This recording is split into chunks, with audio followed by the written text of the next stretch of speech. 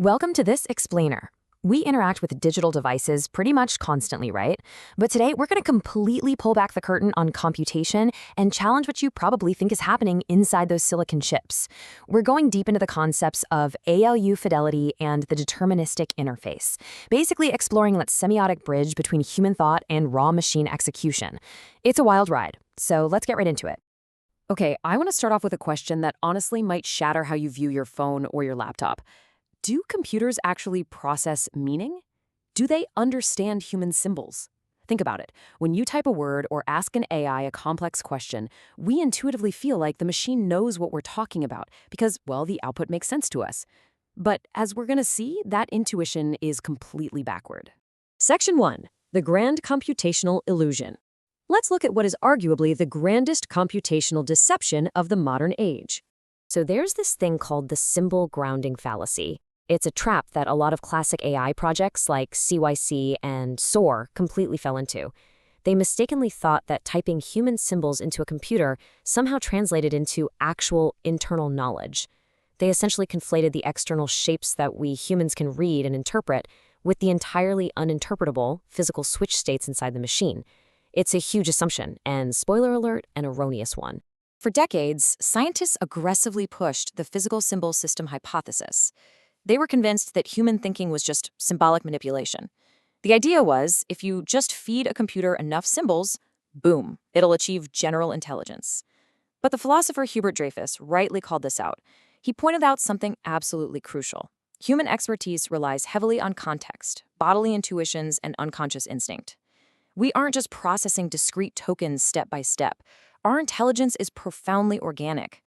Moving on to Section 2, Hardware Reality, Just Voltages. Let's strip away all the pretty software and get down to the metal. You see, there's this massive, vast gap between our organic minds, which we can call OS alpha, and the stark reality of hardware. OS alpha is fuzzy, associative, meaning-driven, and hyper-aware of context. But the hardware, that operates strictly on ALU Fidelity. That's the Arithmetic Logic Unit, literally the calculator of the chip. And it is driven entirely by clocked voltage levels and microscopic semiconductor switch states. There is no meaning down there. To really ground this, look at this quote. Inside those wires, there are no semantic symbols. Actually, there aren't even really ones and zeros in the way we picture them. It's just continuous electrical currents approximating binary arithmetic. When those physical approximations mess up, it's a hardware glitch, not some logical disagreement. The machine is utterly blind to our meaning. It only registers physical resistance and voltage. Which brings us to Section 3, Text, the semiotic bridge. How do we cross that gap? If we are speaking in rich meanings and the computer only speaks in voltages, what's the translator? The incredible answer is simply text. Text isn't just for us humans to communicate with each other. It serves as this highly exact, formal, universal interface. It's almost like magic words. Text is the deterministic medium that lets us map our nonlinear associative thoughts directly onto physical silicon substrates. Charles Sanders Peirce's semiotic philosophy really hits the nail on the head here. He broke signs down into 3 phases. First, you have representations, the initial idea. Second, the representaments, the active links or translators. And finally, the material perceptible structures, the physical substrates that actually do the work. If we can formally structure a rule in text, we can literally automate it in a physical material. We are quite literally tricking rocks into thinking using lightning and text. How wild is that? All right, Section 4, the intent translation problem. Because, as you can imagine, this translation isn't exactly easy. Think about the natural language we use every day. It's beautifully fluid and super forgiving. If you send a text with a typo, your friend still knows exactly what you mean. But a programming language? It demands absolute perfection. It has a wildly rigid syntax where a single tiny missing semicolon is a fatal violation. To get the hardware to execute our intent, we have to force our fuzzy human ideas into this entirely unforgiving syntax space. And this introduces something called intentionality. It's a bit of an academic term, but basically, it means the hardware is so strict that it forces developers to write code in very specific ways. The physical limits of the machine, things like scan cycles or real-time memory bounds, actually dictate how we have to structure our text. It creates this intense feedback loop between the rigid physical constraints of the machine and the human trying to program it. Okay, let's look at Section 5, Compiled AI Deterministic Execution. Let's bring modern AI into this equation. We've just established how strict and exact hardware execution needs to be. So what happens when we introduce fuzzy, probabilistic, large language models into enterprise environments? Well, doing that at runtime is incredibly risky. It introduces massive token consumption, variable latency, and worst of all, non-deterministic behavior. In high-stakes sectors like healthcare or cloud infrastructure, you absolutely cannot have an AI agent hallucinating or acting unpredictably. It's totally unacceptable.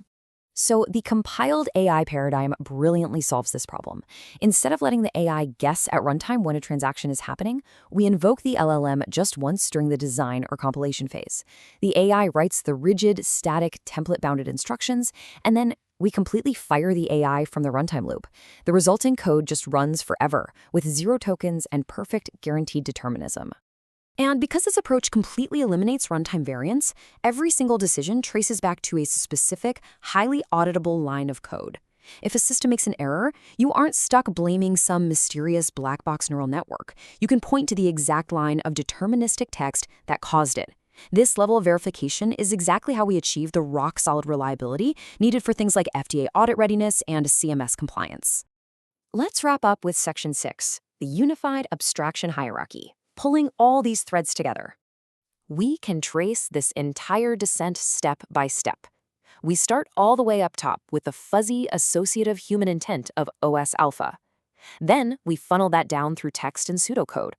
That translates into high-level code. And finally, we strip away all remaining flexibility as we hit the unyielding physical ALU fidelity of the hardware.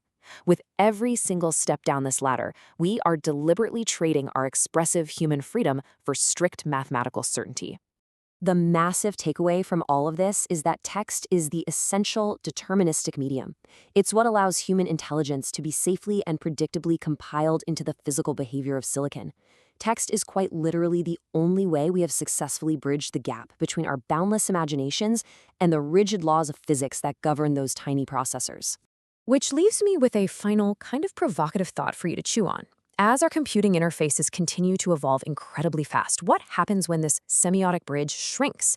What happens when the gap between our minds and the hardware completely disappears?